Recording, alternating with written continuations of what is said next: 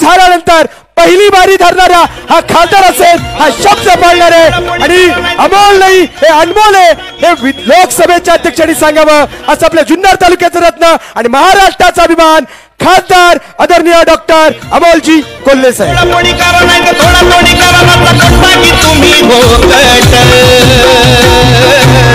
हा पैलवान कसलेला कुस्ती करणार चितपट, हा पैलवान कसलेला कुस्ती करणार चितपट. आदिशक्ती तुळजाभवानी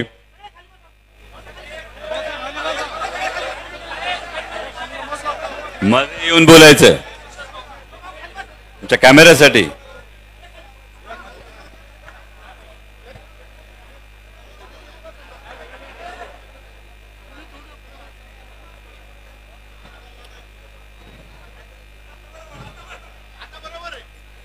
म्हणजे मला असं वाटलं होतं बाकी लोक म्हणतील मैदानात या, पत्रकारांनी सांगितलं या मैदानात आता होऊन जाऊ द्या बारी.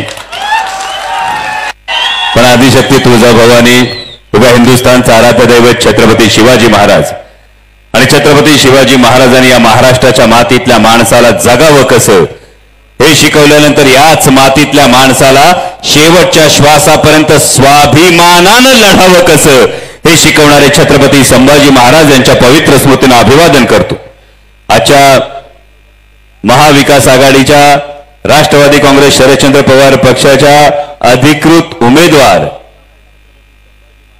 आणि जुन्नरचा शिलेदार भावी आमदार सत्यशील दादा शेरकर यांच्या आजच्या निवडणूक अर्ज भरण्यानंतरच्या या सभेसाठी उपस्थित असणारे शिवसेनेचे उपनेते, पुणे जिल्ह्याचे संपर्क प्रमुख मान्य आमदार सचिन भाऊ अहिर, त्याचे विधानसभा संपर्क प्रमुख मान्य दिलीपजी बामणे साहेब, किशोर शेठ असतील, अनंतरावजी चौगुले असतील, आदरणीय शरदरावजी लेंडे साहेब असतील, जिल्हा प्रमुख सुरेश भाऊ भोर असतील, बाजीराव शेठ लेंडे असतील, अशोक नाना घोलप असतील, तालुक्याचे आमचे अध्यक्ष तुषार भाऊ थोरात, हे सगळे उपस्थित मान्यवर मला पूर्ण कल्पना आहे.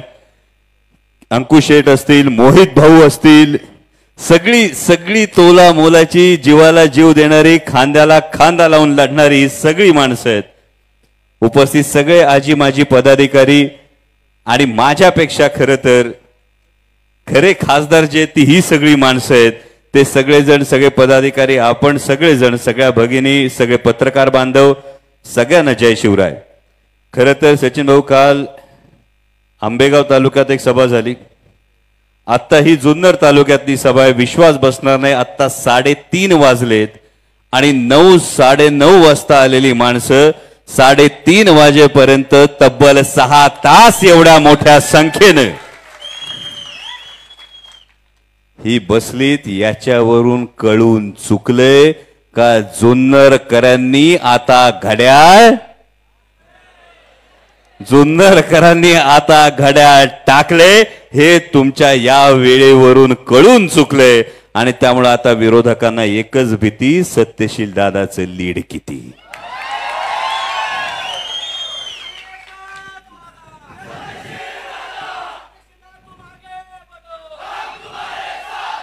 पण हे सगळं होत असताना अनेक गोष्टी चर्चेत आहेत आणि मी शरदराव लेंडे असतील, मोहित भाऊ ढमाले असतील, अंकुश शेठ अमले असतील, या सगळ्यांचं मनापासून आभार मानतो. कारण अपेक्षा प्रत्येकाला असणं स्वाभाविक आहे. म्हणजे मगाशी सचिन भाऊंनी माऊली शेठचा उल्लेख केला, ही अपेक्षा प्रत्येकाला असणं स्वाभाविक आहे, ही महत्वाकांक्षा प्रत्येकाला असणं स्वाभाविक आहे. पण शरदराव असतील, मोहित भाऊ असतील, अंकुश शेठ असतील, आमचे तुषार भाऊ थोरात असतील, या सगळ्या मंडळींनी व्यापक हित पाहिलं. या सगळ्यांनी पाहिलं मी जिंकलो किंवा मी जिंकणार की नाही यापेक्षा महत्वाचं आदरणीय शरदचंद्रजी पवार साहेब जिंकले पाहिजेत, महाविकास आघाडी जिंकली पाहिजे, मान्य उद्धव साहेब ठाकरे जिंकले पाहिजेत, ही भावना आहे. मला अनेक पत्रकारांनी फोन केले. परवा भाऊ शिवसेनेच्या काही पदाधिकाऱ्यांनी एक मेळावा घेतला, या मेळाव्यामध्ये काही गोष्टी घडल्या. मला पत्रकारांनी विचारलं तुमची प्रतिक्रिया काय. मी सांगितलं सुनील भाऊ प्रामाणिकपणे की लोकसभेच्या निवडणुकीत या सगळ्या शिवसैनिकांनी जीवाचं रान केले माझ्या निवडणुकीला, याची मला पूर्ण जाणीव आणि पूर्ण जाण अजून सुद्धा आहे. आणि त्यामुळे त्यांनी त्यांची भावना व्यक्त केली. ही भावना म्हणजे कसं असतं की कुटुंबातल्या ज्येष्ठाकडं अधिकारानं घरातलं माणूस जर काय बोललं तर तो वाद चव्हाट्यावर आणायचा नसतो, म्हणून मी तुम्हाला कोणतीही प्रतिक्रिया दिली नाही. त्या सगळ्या शिवसैनिकांचा हा हक्क आहे माझ्यावर. आणि मला ही पूर्णपणे कल्पना आहे, ही पूर्णपणे जाणीव आहे की एक सच्चा शिवसैनिक हा कधी आणि कधीही विसरणार नाही की माननीय उद्धवसाहेब ठाकरे जेव्हा हॉस्पिटलमध्ये ऍडमिट होते, मानेखाली शरीर संवेदना बधीर झाल्या होत्या, ही परिस्थिती होती. अशा परिस्थितीमध्ये माननीय पक्षप्रमुख उद्धवसाहेब ठाकरे असताना त्यांच्या पाठीत खंजीर खुपसून सरकार पाडण्याचं ज्यांनी पाप केलं त्यांना आधी खाली खेचणं हे प्रत्येक शिवसैनिकाचं सुद्धा कर्तव्य आहे, हे प्रत्येक जण जाणतो. आणि म्हणून मला ती खात्री आहे. आणि त्यामुळे भाऊ आपण म्हणालात त्या पद्धतीने माऊली शेठवर माझा पूर्ण विश्वास आहे. अत्यंत सच्चा, निर्लज, अत्यंत निस्वार्थी असा हा कार्यकर्ता आहे. आणि नक्कीच महाविकास आघाडीचं, शिवसेनेचं व्यापक हित माऊली शेठ नक्की डोळ्यापुढे ठेवतील, हा मला त्यांच्यावरचा विश्वास आहे. आणि त्याचबरोबर यांना इतर अनेक गोष्टी सुरू झाल्या. परवा कोणीतरी असं म्हणालं की कुणाला तरी चौगुले काका राष्ट्रवादी काँग्रेस पक्ष एकसंध ठेवायचा होता.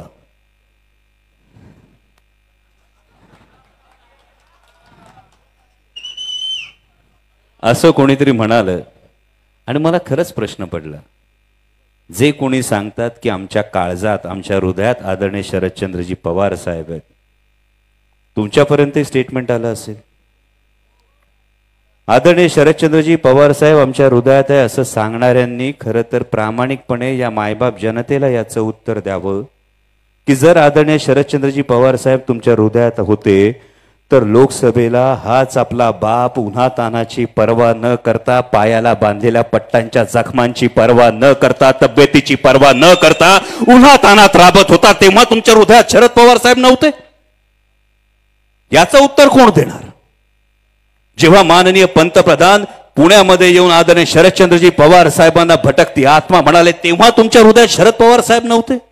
जेव्हा देशाचे गृहमंत्री आदरणीय पवार साहेबांवर भ्रष्टाचाराचे आरोप करत होते, अरे कुठं गेला होता शिवनेरीचा स्वाभिमान? का नाही फेकता आला तुम्हाला राजीनामा? कशाला सोयीनी गप्पा मारता की आदरणीय पवार साहेब तुमच्या हृदयात आहेत?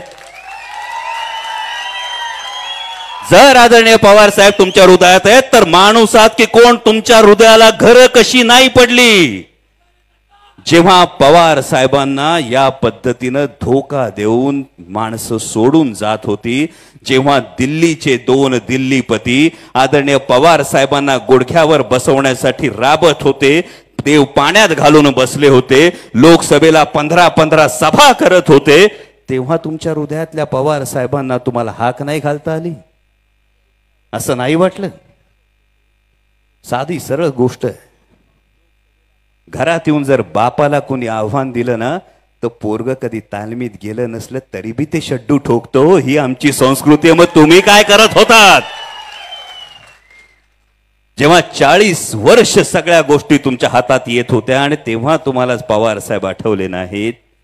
आणि आता जर तुम्हाला असं वाटत असेल की राष्ट्रवादी एकसंध ठेवायची होती, तर मग जेव्हा आम्ही जीव तोडून सांगत होतो, मित्राच्या नात्याने सांगत होतो की असा निर्णय घेऊ नका, आदरणीय पवार साहेबांना वाईट वाटेल. कारण आता जर कोणाला काही वाटत असेल तर पवार साहेब सुद्धा माणूस आहे. तो विचार करा, साहेबाला काय वाटलं असेल, त्या पवार साहेबांना काय वाटलं असेल. आता सांगतात एका माणसामुळे राष्ट्रवादी एकसंध होऊ शकली नाही. त्यांनी एकदा सांगावं पवार साहेबांना काय वाटलं असेल. गेला होतात का कधी विचारायला? बघितलेत का कधी पवार साहेबांनी पापण्यांच्या आड दडवलेले त्यांचे अश्रू? जेव्हा 40 वर्षाची माणसं सोडून जात होते, पोटच्या पोराप्रमाणे ज्यांना सगळं काही दिलं, मागितलं ते दिलं, ही माणसं सोडून जात होती, जेव्हा तो थरथरता पवार साहेबांचा हात तो धरला का नाही तुम्ही? हा प्रश्न, याचा जवाब आधी तुम्ही जनतेला दिला पाहिजे आणि मग सांगितलं पाहिजे कोण एक संघ ठेवत होतं, कोण तोडायला निघालं होतं.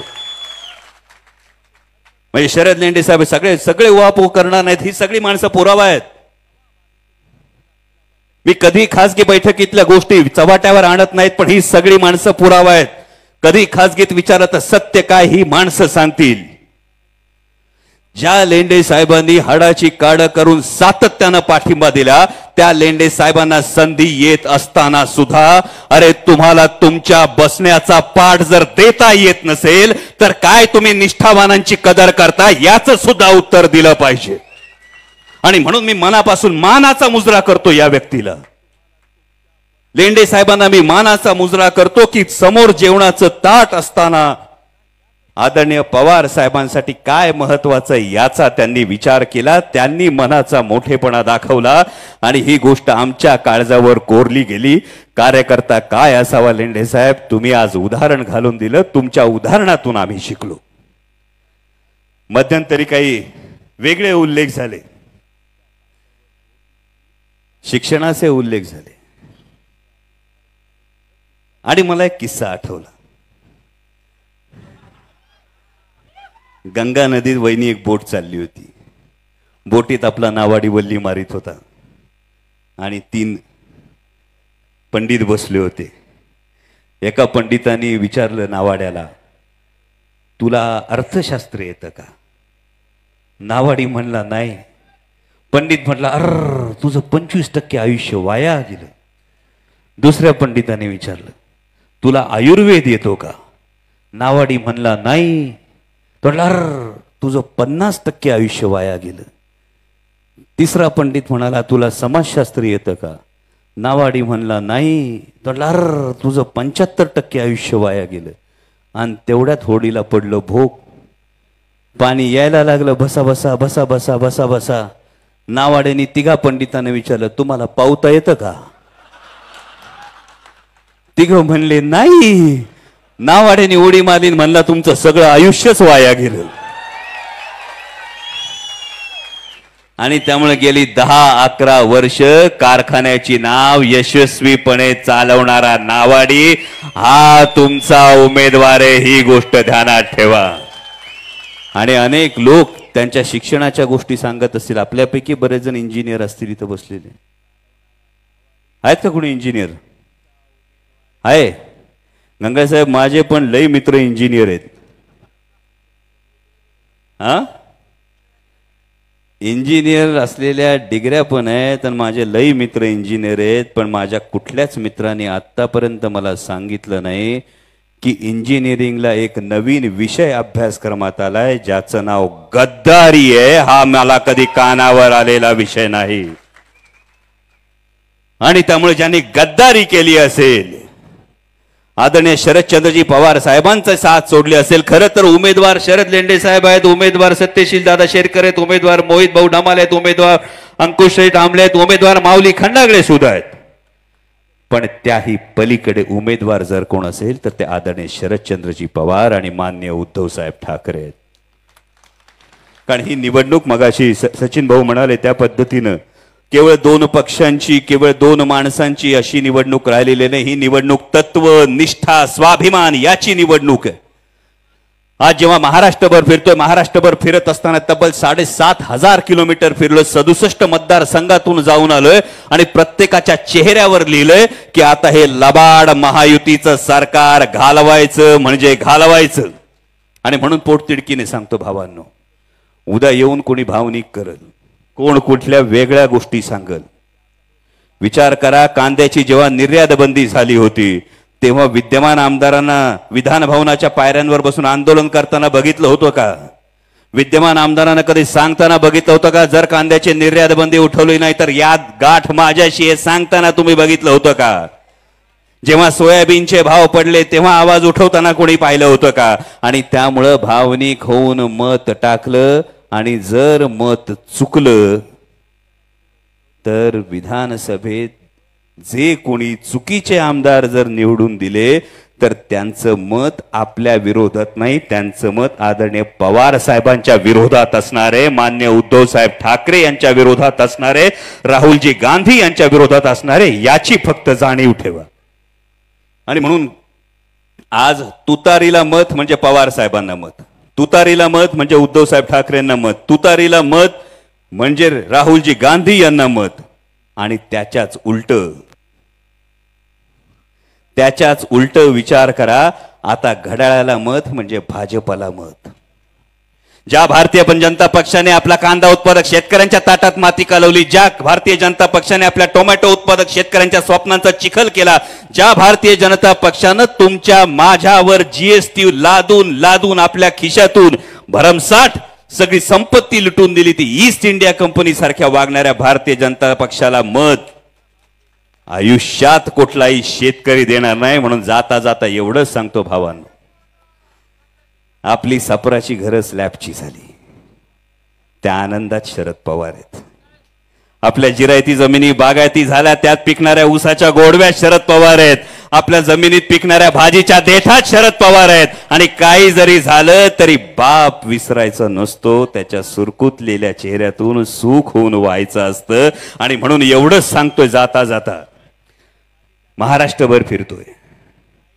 लोकसभेला बी सांगितलं होतं, लोकसभेला पण तुम्हाला सांगितलं होतं का स्वतः निवडणूक लढवत असताना सुद्धा याला म्हणतात जनतेने निवडणूक हातात घेणं. दादांनी आत्ताच लिहून टाकले माजी आमदार.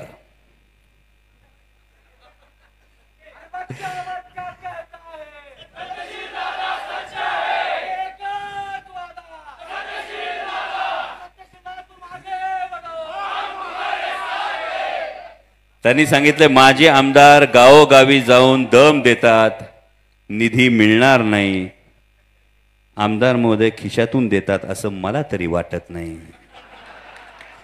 आणि त्यामुळे काळजी करू नका, महाराष्ट्रभर फिरून आलोय, 67 मतदारसंघातून फिरलोय, 7,500 किलोमीटर फिरलोय.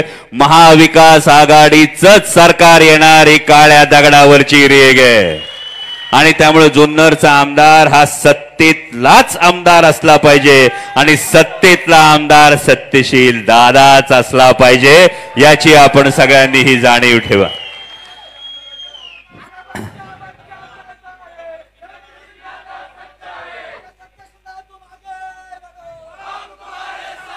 तुम्ही सांगितलेला फोन बी लक्षात आहे.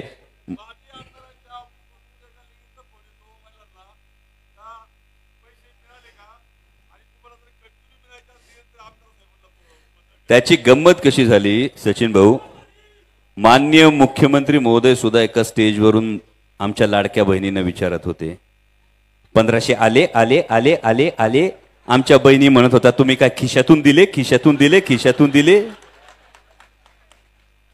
आणि जसं मगाशी सांगितलं आता भाऊबीज आहे, भाऊबीजेला आल्यानंतर भावाला ओवाळलं, भावाने भाऊबीज टाकली, तर बाहेर जाऊन भाऊ काय होर्डिंग लावतोय का, टाकली टाकली टाकली भाऊबीज टाकली बरं का, झालंय का असं. जर असं कधी झालं नसेल तर ही नाती जी आहे,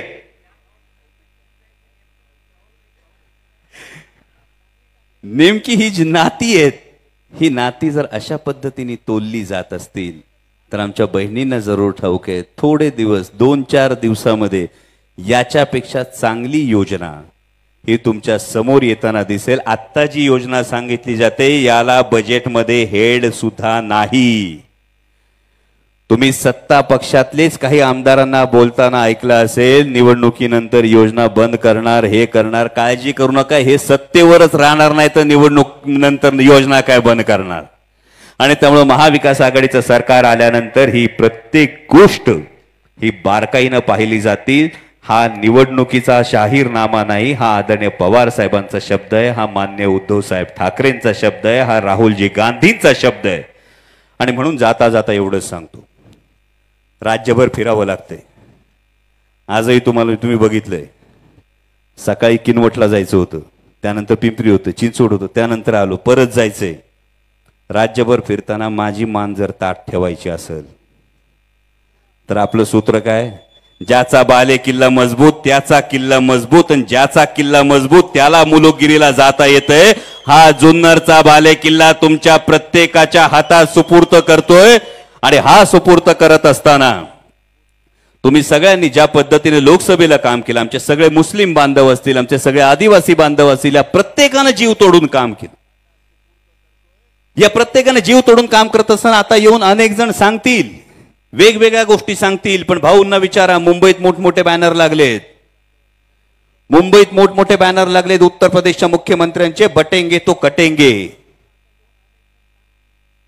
हे मुंबईत जे बॅनर लागलेत, हे बॅनरकडे माझे मुस्लिम बांधव सुद्धा डोळे उघडून पाहत असतील की या बॅनरचा जो अर्थ मान्य योगी आदित्यनाथ देण्याचा प्रयत्न करतात, याचाच अर्थ मी कालच विचारलं, बटेंगे तो कटेंगे कहने वालों जरा ये भी तो बता दो, बटेंगे तो कटेंगे कहने वालों जरा ये भी तो बता दो, क्यों काटा मराठी युवाओं का रोजगार और बांट दिया आपने गुजरात को? जरा ये भी बता दो, क्यों काटा आपने महाराष्ट्र का हक, महाराष्ट्र का स्वाभिमान और बांट दिया आपने गुजरात को? तर मग महाराष्ट्राची भाकरी खाऊन गुजरातची चाकरी करणाऱ्या सरकारला आता घरी पाठवल्याशिवाय स्वस्थ बसू नका, एवढीच तुम्हाला कळकळीची सांगणी आहे. माझ्या आदिवासी बांधवांना सुद्धा माझं हेच सांगणं आहे, ज्या आदरणीय शरदचंद्रजी पवार साहेबांनी स्वतंत्र आदिवासी बजेटची तरतूद केली, आदिवासी कल्याण मंत्रालयाची मुहूर्तमेढ रोवली, त्या आदरणीय पवार साहेबांना साथ देणं. आणि आता जर आपल्यामध्ये थोडी फार चूकभूल झाली तर डोक्यावर येणारे भाजपचे लोक माझ्या आदिवासी बांधवांना आदिवासी सुद्धा म्हणत नाहीत, ते वनवासी म्हणतात. वन हक्क कायद्याच्या माध्यमातून माझ्या आदिवासींना हद्दपार करण्याचा प्रयत्न करतात. या पद्धतीने माझे आदिवासी बांधव असतील, माझे मुस्लिम बांधव असतील, माझा बहुजन समाज असेल, 18 पगड जाती, 12 बलुतेदार, 16 अलुतेदार, या सगळ्यांना मिळून माझ्या छत्रपती शिवाजी महाराजांनी स्वराज्य उभं केलं होतं. हा स्वराज्य म्हणजे महाराष्ट्राचा स्वाभिमान आहे. या स्वराज्यातून उभा राहिला तो महाराष्ट्र धर्म आहे.